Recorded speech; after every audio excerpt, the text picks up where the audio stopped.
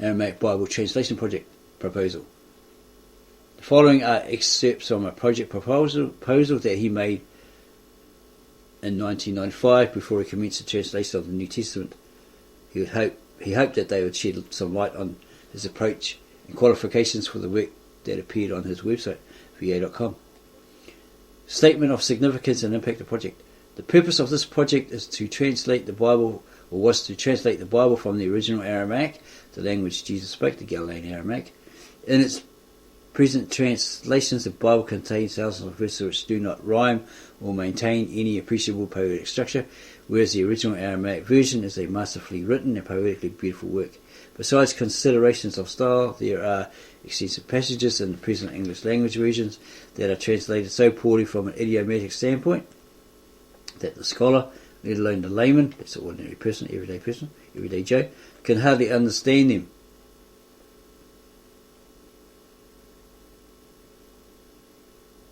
And there are two larger issues in the humanities which will benefit by a non-denominational authentic translation of the Bible according to standards of literary excellence. First of all, the major reason for the insistence of Western biblical theologians that Greek was the original language of the gospel can be traced to the original controversies between the Greek converts to Christianity and the founding Jewish Christians. In addition, a Bible translated from Aramaic with total disregard for the influence of the churches will not contain racist connotations. Most of the theologians grinding their own axe have imposed these on it. The second consideration is to expose the influence that the Aramaic language has had on early English, Shakespearean English and subsequent literature and thought because of the place of the Bible in English society throughout the Christian era. Therefore, restoring the Aramaic idioms and poetic construction through a fresh translation from the original Aramaic would likewise benefit American students and scholars of humanities in their renewed appreciation for the language of the Bible. The readership of the Bible, in authentic translation, would be dramatically expanded since people of all cultures and religious backgrounds could read it for purely literary reasons, and students of religion would find it a very profound work of theological thought. For the deeply religious Christian, it would be a breath of fresh air. It definitely is, as passage after passage begins to read with clarity, style and impact. Narrative description. The Bible has been translated into hundreds of languages. A new translation and the intellectual significance of the project is based on the literary consideration of providing a truly authentic translation of scriptures. He's talking about the original Aramaic, the Old Testament and the New. Utilising the know-how of literary styles and poetic structures of the two languages, the original Aramaic that Jesus spoke, Galilean Aramaic, and modern American English. The value of an idiomatic translation to scholars and general readers is an obvious one. We, or the Americans, know more than any other nation how foreigners and new immigrants introduce their own idioms, expressions, in the efforts to communicate with us, and how sometimes unintended humour is the result. More significantly, total misunderstandings emerge out of the introduction of incompatible foreign idioms into English. In addition to this, when it comes to Aramaic, there are many letters with phonetic sounds that simply do not exist in English, and there is no really effective way in even approximating the sounds. Literally hundreds of significant words have been translated in error. In fact, in the case of translating the Bible, without going into literary pages and pages of examples to prove this point, he asked people to allow him to state very simply that there is no other way to translate the Bible from the original Aramaic unless the translator knows the languages involved fluently. If you go to a seminary or you go to some sort of college and you learn modern Aramaic, well, it doesn't mean you're fluent in it, right? You're just well versed in it. Okay. Practiced in it. You don't know it fluently, naturally. You weren't taught it as a child, right? From Aramaic speaking parents. As for idiomatic speech, the translator should have a strong feeling for the tone, texture and mood of the words, phrases, idioms, expressions and figures of speech. Yeah, because there's people out there who say that Victor Ian Alexander, or one in particular, is translating from the Eastern Peshitta. Rubbish. Because he found a way, because the original Aramaic, Tab Asheret, Nishan Atika Sapra, etc., is long dead. It's a long D language, so he found a way to revive that by using the root words of the modern vernacular. So he's translating from that Tav Ashret, not the Eastern Peshitta.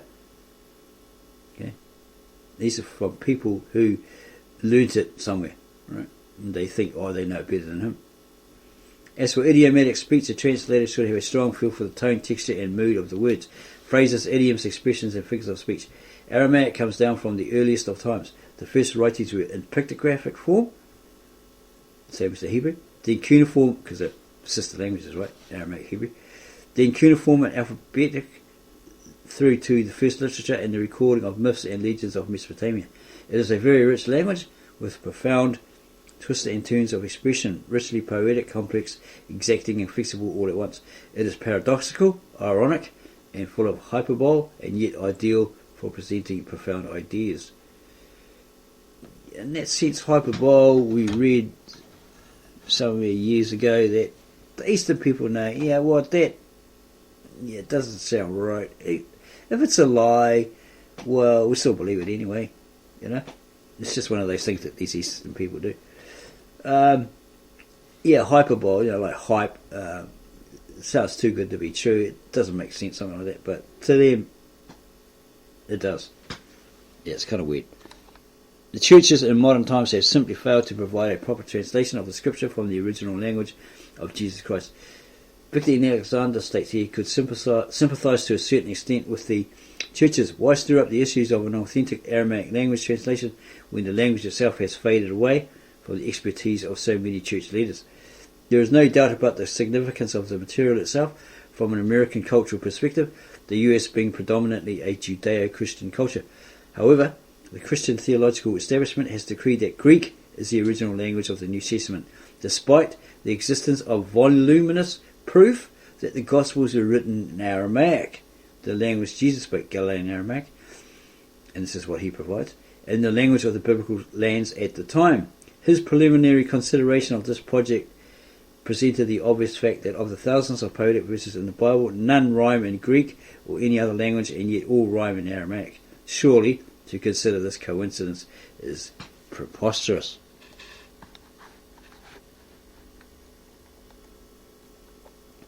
The project, Victor E. Alexander's project, its potential contribution to scholarship in the humanities is in providing a clear translation of the message of Jesus, the greatest teacher who ever lived, by translating the dynamics of the language through its idioms and retaining the poetic impact of its verses without consideration for the differing interpretations of various theological schools, religious institutions, or churches. The wisdom and elegance of the words of Jesus Christ will emerge more clearly.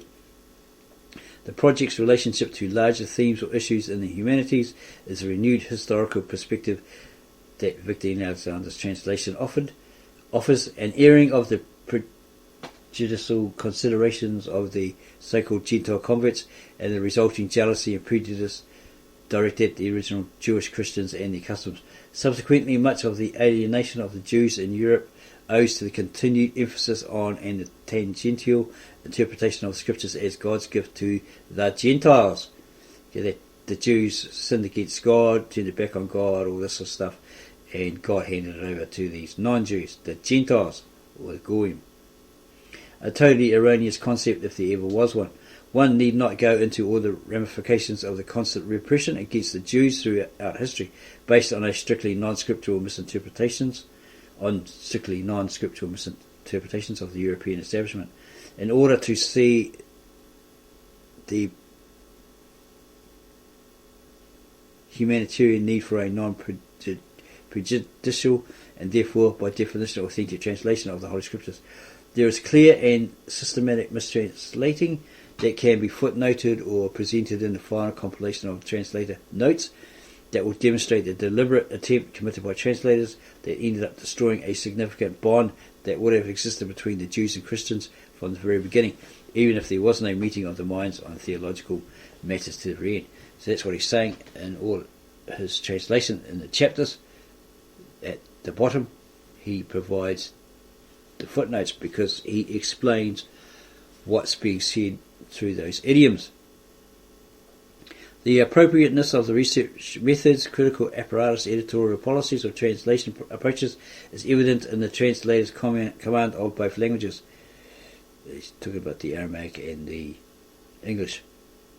The critical apparatus applies to presenting comprehensive footnotes, encompassing transliterations of words that have no equivalence in phonetic pronunciation or meaning between the two languages, through a competent idiomatic translation. The editorial policies requiring extensive footnotes to define and clarify the literal and idiomatic scholarly wordings will be implemented throughout. And lastly, the translation approach to the text of Scripture is maintained at all times, free of all prejudice, bias, etc.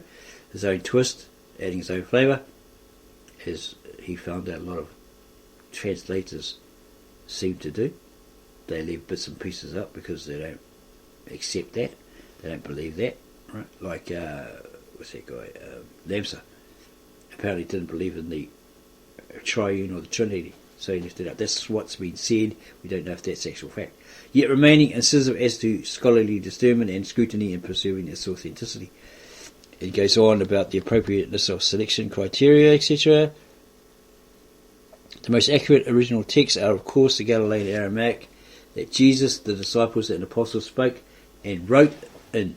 These are the primary texts. They are preserved only by the ancient Church of the East theologians.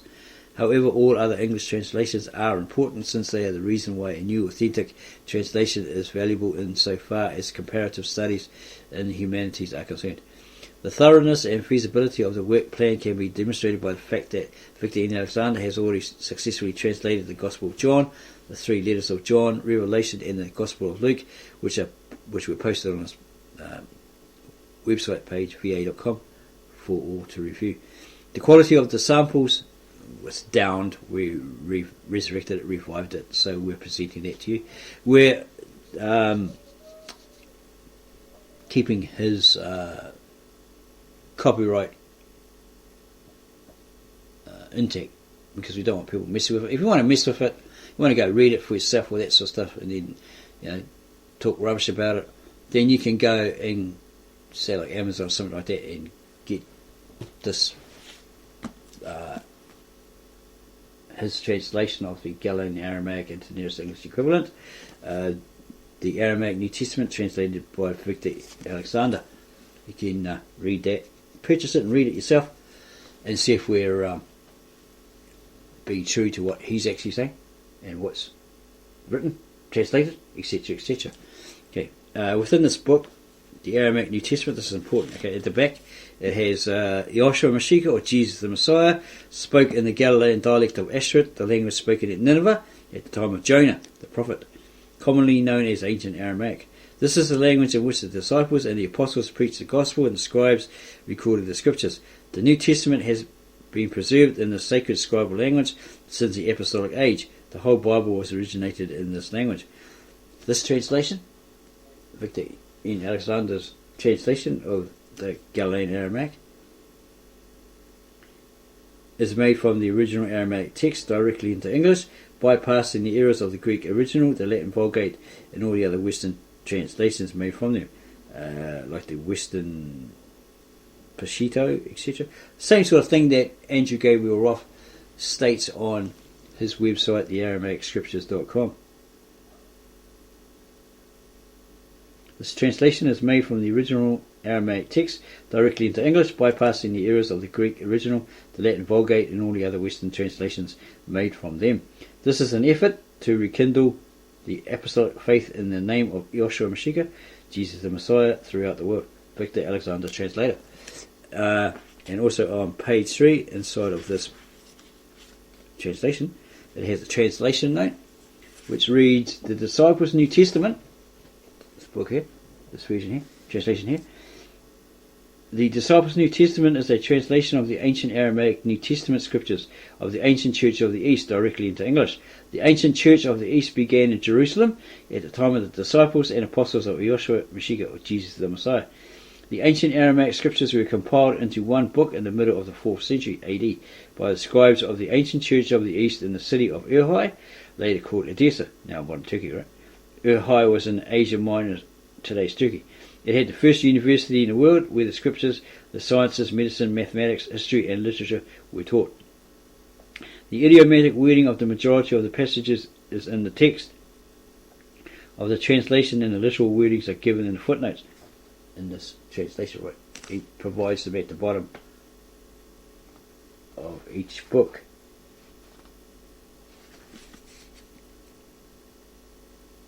The idiomatic wording of the majority of the passages is in the text of the translation, and the literal wordings are given in the footnotes. Sometimes the literal wording is left in the text. At such times the footnote indicates that the literal wording is retained, and the footnote gives the equivalent of the English language idiom or words. When there are no equivalent words in the English language for a word or phrase, the implied words are included in brackets or parentheses. When there are extra words in the ancient Aramaic text that will sound redundant in English, the additional word or words are included in parentheses. This way, none of the words in the original scriptures are left out. The footnotes appear at the bottom of each chapter as lit.ar.id. This stands for literal Aramaic idiom. And through our videos you'll see we show those frequently. When it comes to names of people, there is only one name that sounds the same both in English and the Aramaic language, and that name is Adam. All the other names in the Aramaic language sound different in English. Therefore, Victor and Alexander chose to retain three names in the original. The first was the name of Joshua. Joshua is called Jesus in English. He feels that the name of Joshua should be pronounced correctly. Joshua. We can say Isho. Isho. The second is the name of Allah. Allah is called God in English. There is no such word in the Aramaic Hebrew language, and it's not related to the Islamic Allah, okay? Because Allah is a monotheistic God. Allah, see, it has extra A on the end. That means it's dual. Okay? So the first one is monotheistic, Allah or Allah, whatever they say in the Arabic, and that's monotheistic. And the second one, Allah, is you could say it's polytheistic. Okay, there's more than one God involved, but they're actually one, right? Three is one in the triune or the Trinity. The third is the name of the Messiah, from Mashiach in Aramaic. Messiah is called Christ in English. Mashiach means the anointed. Messiah is an acceptable rendition of this word, while Christ comes from the Greek word for oil, or Christos, and therefore the anointed in Greek. Since the New Testament was originated in the ancient Aramaic language, Galilean Aramaic, and not in Greek, the word Christ is not used in this translation by Victor N. Alexander. Ancient Aramaic is the Western designation for the language that emerged out of Nineveh, capital of Ashur, in the Greek, Ashur, because they don't have the sh sound in their language, or don't have the sh in their language, around 800 BC. This language is simply known by the Church of the East of today as Lishana Artika, ancient tongue, or the Lishana Artika Supraya, the sacred scribal, ancient tongue, the language of God. It was the first alphabetical language invented by the Ashurite people. There is a monument in the British Museum which has this language etched into it and marked as belonging to the period of 800 BC. The modern scholars of Judaism refer to this language today as Ashurit, but they don't talk about it much, right? They don't go into great detail about it much. Some do a little bit, some claim to, but they really aren't. Joshua preached and read the scriptures in this language. The ancient Aramaic is therefore the scribal language of the scriptures, and it is sacred. It is still being used in the liturgy of many Eastern churches today, including the Church of the East of the Atorai, Atourai, and the Orthodox Church of the Sourai, Sourai, in India. It is, however, a liturgical language which was not translated correctly until Victor and Alexander found out about the fact that it has never been translated into any modern vernacular of any of the churches still using it. Okay, so this original scribal language of scriptures wasn't translated into the nearest English equivalent correctly by anyone,